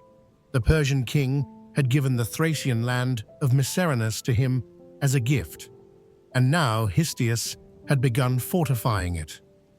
When Miobasus found out, he was furious. He protested Darius, warning him about the potential threat Histius posed. "My lord," he said, "what have you done?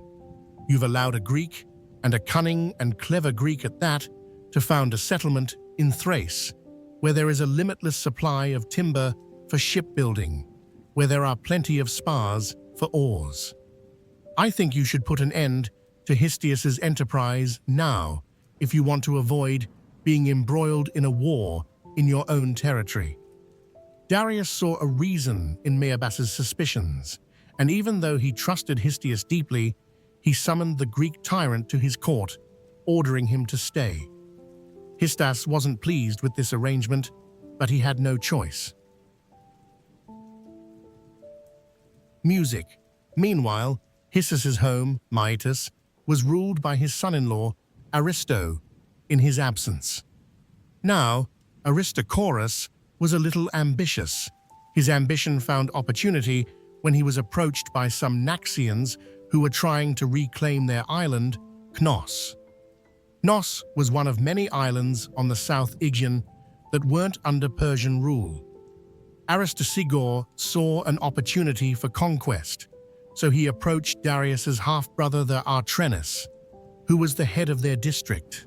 Artrenus spoke to Darius, and Darius sent him the military resources he needed.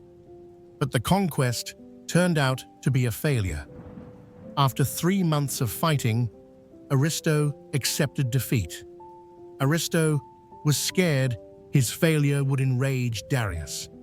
He was scared the Persian king would punish him for wasting the military resources he had sent for his little conquest.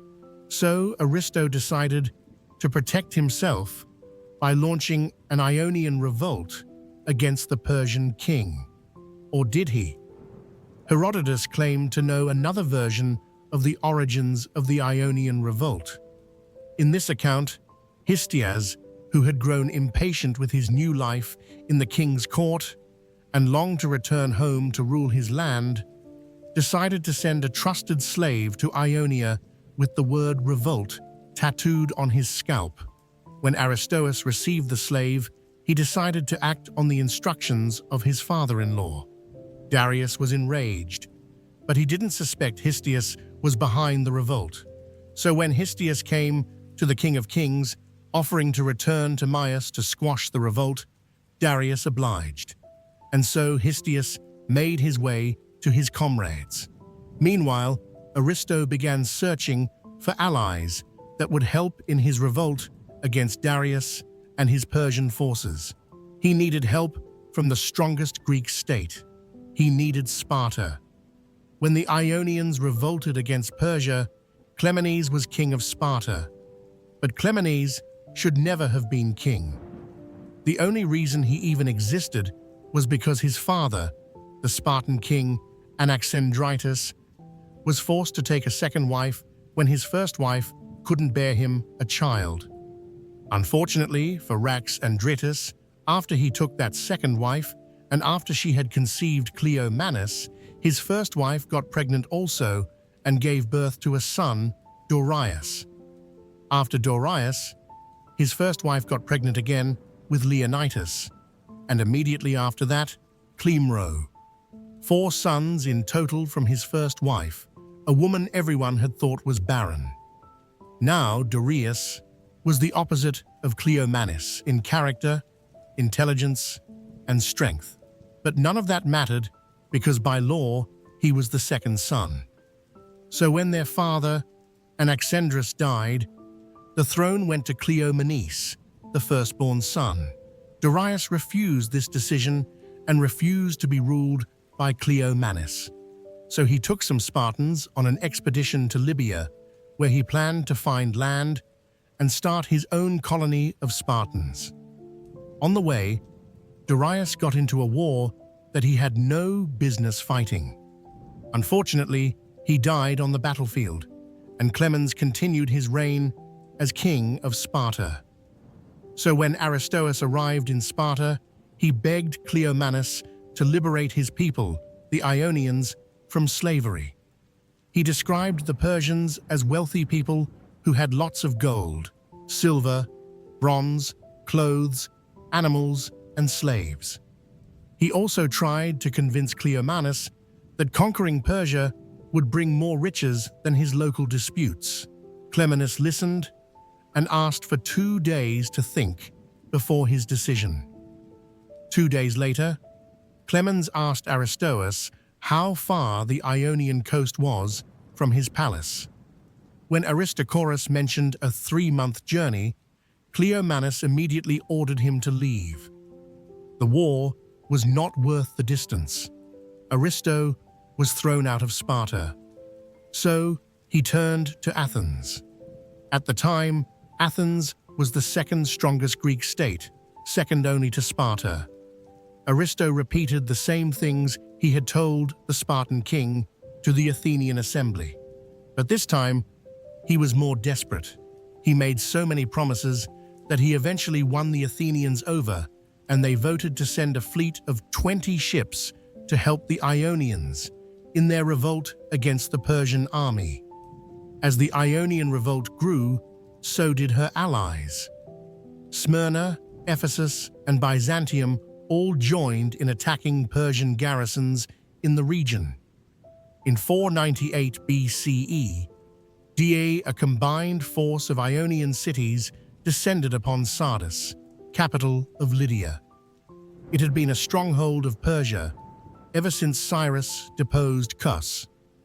The Persian forces in the city fought hard against the Ionian rebels, but had to retreat to the city's central citadel, where Artaxerxes and his Persian forces succeeded in holding off the Greek attackers. Eventually, Aristo and his Ionians realized they couldn't capture the city, so they chose to burn the city to the ground. And this was it. This was what pushed Darius to the edge, enraged him, and made him vow to crush Athens for aiding the revolt. This was what triggered Greco-Persian wars, the Battle of Marathon, the Battle of Playa, and Salamis. This was the beginning of the war that Herodotus was born into, a war that would turn the tides against the Persians in favor of the Greeks. Music. The Persian counterattack was swift, precise, utterly ruthless. Darius crushed and subdued all the Ionian cities that had participated in the revolt. Aristo fled. Histus would be killed, and his head sent to the Persian king, who still refused to believe his beloved Greek had anything to do with the revolt. Miletus was captured, and the Ionian revolt came to an end. But Darius wasn't done. He wanted to punish Athens, so he sent his son-in-law Mardonius on a campaign to subdue the city. However, Mardonius faced a stunning failure as 300 ships from his fleet got destroyed in a storm off the coast of Mount Aus. This failure delayed the Persian invasion of Athens, and it was a blessing for them because the Athenians quickly took steps to defend themselves. Meanwhile, Persia began preparations for another invasion. Luckily for the Athenians, they had Miltiades. Miltiades was an Athenian general who had lived in Persia and was versed in Persian military tactics. He advised the Athenians to confront the Persians at Marathon, because the terrain at Marathon was relatively flat. This would allow the Athenians to use their disciplined hoplite infantry effectively. The gods were on the side of the Athenians in this war. They had the approval of the Oracle of Delhi. They had Theseus, hero of Athens, on their side. The morale of the Athenians was at its peak. So with Miltiades leading from the army, the Athenians deployed approximately 10,000 hoplite soldiers to Marathon. When the Persian fleet landed at Marathon, the Athenians launched a surprise attack. Despite being outnumbered, the battle was fierce, and the Greeks successfully withstood the Persian archers and charged at the enemy, breaking their lines. When the dust settled, 6,400 Persians had fallen, and on the Athenian flank, only 192 men were music killed. Ships, horses, supplies, transport vessels. Darius's rage knew no bounds as he fumed at the defeat he suffered at Marathon and prepared for yet another attempt on Athens. The 3 years that followed the Battle of Marathon saw the entire continent of Asia in turmoil as they raced to meet the heavy demands that Darius imposed on them. The King of Kings wanted revenge, but the situation was about to get more complex because in the 4th year of his preparation, Egypt also revolted against the Persian Empire.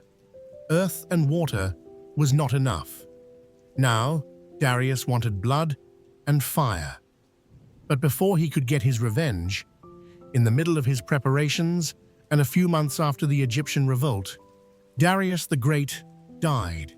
His son Xerxes, son of Atassa, daughter of Cyrus the Great, took the throne of his father. Xerxes couldn't find a reason to continue his father's vendetta against the Greeks. Make no mistake, he squashed the Egyptian revolt, reducing them to a worse state of slavery than what they had experienced under Darius. But with the Greeks, he was hesitant. He was aware of the difficulties his father had faced, and the defeat at the Battle of Marathon was still fresh on everybody's mind. But Mardonius, his cousin and most trusted advisor, wanted the war. He tried and eventually succeeded in convincing Xerxes to continue Darius's war on the Greeks. Meanwhile, the Greeks formed a coalition of city-states, everyone from the Spartans to the Athenians to the Chians and Thespians. It was a united Greek front. They decided to stop the Persians from entering Greece by defending the pass of Thermopylae. It was a narrow coastal passage between the mountains and the sea. By forcing the Persians to wage war with them at this narrow pass, their vast army meant nothing. King Leonidas of Sparta was chosen to lead the Greek forces. 7,000 Greek hoplites and 300 Spartans under Leonidas defended that pass. Before the war began, Xerxes recognized how small the Greeks were and sent emissaries to Leonidas, giving them one last chance to surrender. More specifically, he asked them to surrender their weapons. But King Leonidas replied to the Persian king, "Come and take them." The Battle of Thermopylae lasted for 3 days, and for those 3 days, the Greeks held back the Persian advance with Leonidas and his 300 Spartans at the forefront of the offensive Music defense. Alters was a local sheep herder who lived around Thermopylae, and during the historical battle, he was Greek. Unfortunately, he was also a self-serving coward. The pass of Thermopylae was not the only way into Greece. There was a secret mountain path that led behind Greek lines, but Altes revealed it to the Persians. He guided them through the path, hoping his act of betrayal would make Xerxes look kindly on him and reward him. Achilles got his reward, not from Xerxes, but from his fellow Greeks whom he betrayed. Much later, they hunted him down and killed him for his treachery.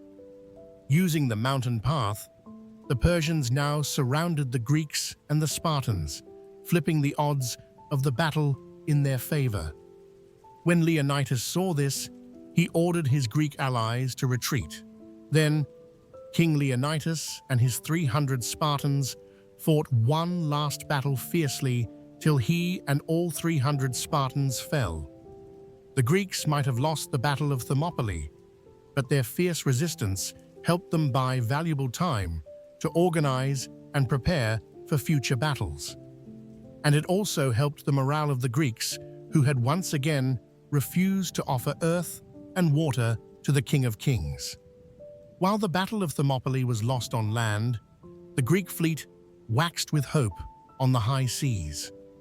The Greek fleet at Artemisium comprised 127 Athenian ships, 40 Corinthian ships, 20 Megarian ships, and a handful of contributions from other city-states. A Spartan named Euryades led the fleet as supreme commander. Another hero on the seas was the Athenian Theisticals, who ensured that the Greeks remained united as tensions grew between the Athenians and other city-states. It also appeared like the gods were on the side of the Athenians, because when the vast Persian fleet tried to surround and destroy the Athenian fleet, a storm raged and destroyed them instead. 200 Persian ships perished. However, this did not mean the Persians could be stopped. They still outnumbered the Greek on the sea. The Mysticals knew that he could only hold off the Persians for so long. He knew that a Persian invasion was inevitable. He knew it was only a matter of time before the Persians raided Athens. And if that happened, if Xerxes gave Darius's revenge by spilling Athenian blood, then the spirits of the Greek would be defeated and battles would be lost before they began.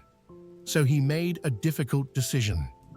The Mysticals evacuated every living thing from Athens. He emptied out the city and moved the citizens to the island of Salamis, far away from the conflict. The Athenians would fight without fear when their families were safe. 5 months after the Battle of Thermopylae, the Greeks found themselves once again in the heat of another battle. The odds were against them. The Persian fleet had such a numerical advantage over the Greeks, the war looked over before it even began. But feminist myistically set a strategy to level the playing field. Like always, he had to play to Greek advantage. And to do that, he planned to use the narrow waters of Salamis Straits to diminish the numerical strength of the Persian navy. The Persian ships were large and difficult to maneuver. The Greek ships, on the other hand, were the opposite, much smaller, much more nimble. They were called Treachery in battle. Themistocles and the Greek fleet feigned a retreat and lured the Persian ships into the narrow straits in the strait. And as predicted, the Persian ships were trapped and disorganized. They couldn't use their numerical superiority to their advantage. So the Greeks exploited this chaos and cut through them like a hot dagger through cheese. The result was a devastating defeat for the Persian navy. The Greek could see their victory peaking above the horizon, but the war was still far from over. After the defeat at Salamis, Xerxes returned to Persia and left Mardonius in command of the remaining forces in Greece. General Mardonius moved south to occupy Athens. Thanks to the Mysticals' foresight, the city had already been deserted, and the Athenian population had taken refuge on the nearby island of Salamis. But the Greek were not naive. They knew as long as the Persians continued to stay on their continent, they remained a serious threat to Greek freedom. The war wasn't over. So they formed new and stronger alliances between city-states. Sparta took the lead of this alliance, and Pausanias, a Spartan general, was appointed as the overall commander of the Greek forces. Winter was approaching. On the Persian front, General Mardonius knew that a winter campaign against the Greek forces on their land would be disastrous. So he left Athens, moved to Thebes, and tried to entice the Greek city-states into breaking their alliance. At this time, the Athenians had already abandoned the Greek cause and sided with the Persians. Why? To spite the Athenians. They hated them that much. However, they would pay dearly for it much later. In the meantime, the allied Greek army rejected Mardonius's offer and chose to march towards Plea, while their fleets sailed to Myk to confront the Persians. One war, two battlefronts, on land and on sea. The objective incredibly simple: expel the Persian forces from all of Greece. At Plataea, the Greeks employed a defensive strategy. They used its high ground for their hoplite phalanx formation. Then they built stake walls around their camp. Meanwhile, Mardonius had journeyed to Plataea with his army, ready for what was about to become a decisive battle. Mardonius began the attack with his archers and cavalry, trying to undermine their mobility while breaking through their defensive lines. But the Greeks' tightly packed formation of soldiers with overlapping shields and protruding spears ensured that the Persian arrows were useless and their cavalry ineffective. At first, it seemed like the battle would go on forever. Then the tables turned on the Persian army. A Spartan named Amnistis murdered Mardonius in the heat of battle. The effect of their general's death was immediate and destabilizing. The Persian forces were demoralized, and the Greeks exploited their confusion for a brutal counterattack. As the Persians retreated, the Greeks pursued them relentlessly, killing as many as they could. On the fields of Pia, the Greeks had won the battle. Meanwhile, at sea, Pausanias and his Greek fleet waged a bitter war against the Persians. At first, the Persian resistance was effective. But when an Athenian fleet, led by Leotyades, arrived to join the battle, the Greeks turned the tides against the Persians. The Persian ships that weren't destroyed completely fled in retreat back to Sardis and Lydia. The Persian naval power was so severely diminished that it spelt the end of the Persian threat on mainland Greece, and beginning of an independence that the Greeks had fought with their soul, their spirit, blood, and sweat. The year was 479 BC, and the historian Herodotus was just 5 years old at the time. He would have heard the impossible tales of glory, and he would have wondered how and why. While he didn't write about it in his histories, Xerxes is believed to have met a violent end at the hands of assassins in 465 BC when Herodotus was 19.